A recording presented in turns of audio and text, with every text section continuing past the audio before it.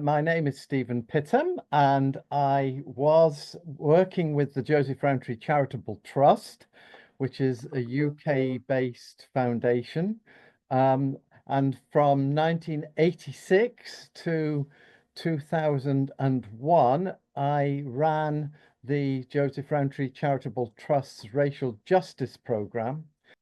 And the Joseph Rowntree Charitable Trust was a Quaker foundation and was one of two Quaker foundations in the UK that actually offered core support to the migration policy group in its early years, the other one being the Barrow Cadbury Trust. Um, and we both of those two foundations had been very actively involved in promoting racial justice and thinking about issues of migration, asylum, and race in the UK from the 1960s. So when MPG came along in the 1990s, both of our foundations had 30 years experience of working on these issues at the UK level.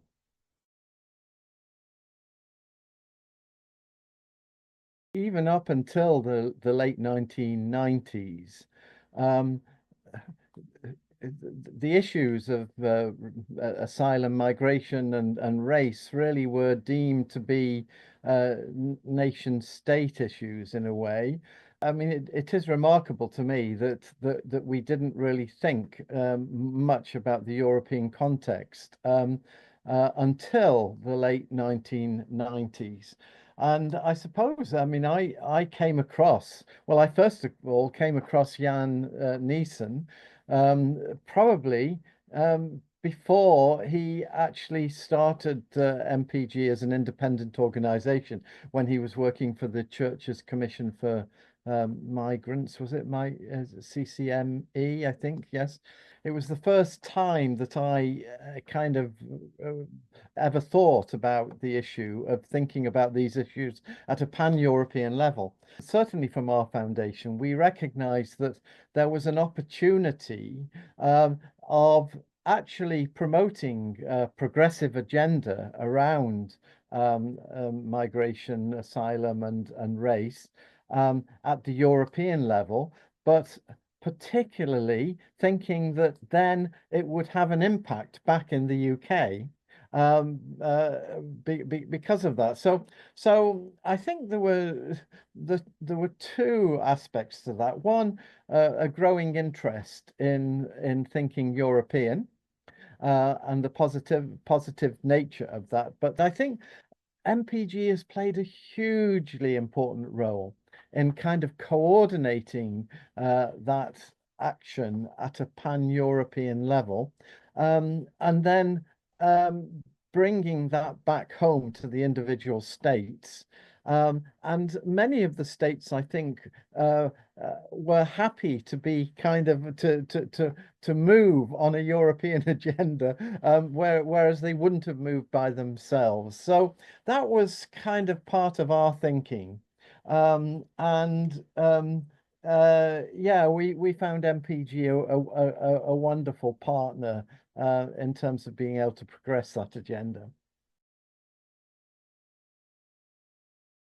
Yeah, well, I think it certainly did for us. I mean, I mean, in terms of thinking about the successes of MPG, I would always go to to to meet with Jan and Isabel and Yongi and all the other people there, just to really get a feel for where things were. And I think it played a massively important role in terms of coordinating activities at a pan-European level.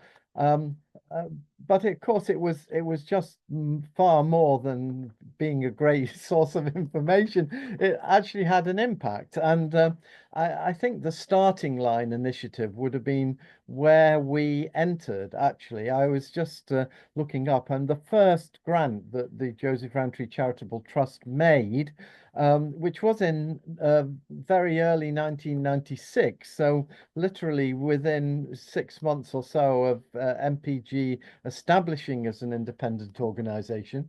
And that grant was for particularly for the starting line, the work on the starting line group. Um, and of course, Dev Sharma from the UK was a key player in that group as well. Um, and you know, it was such a successful campaign, and it indicated that we had had discussions with European Commission officials who had, you know, were very, very upfront in saying that really MPG had influenced European policy and the anti-discrimination law that came in. I think it came in 2000, but that period to 1996 to 2000, I think MPG played a hugely important role in progressing that legislation on the anti-discrimination work, and yeah, it was incredibly important. And then of course that played back into all the member states because they had to think about how they were going to develop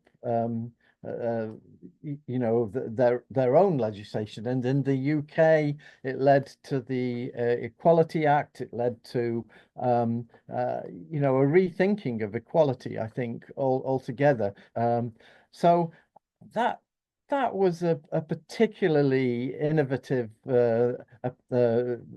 example of how MPG worked. But likewise, with the Amsterdam proposals on the first EU legislation around asylum and migration, that that also was a wonderful place where and MPG operated with ILPA, which was again a UK organization, the Immigration Law Practitioners Association, because it actually was able to draw on the expertise in the member states, but actually bring that out into the European level. It it was still so important for us to have an organization like MPG that was actually leading on these issues and working throughout the European Union on trying to promote, you know, equality and citizenship and integration and social cohesion, all of these really important issues throughout the EU.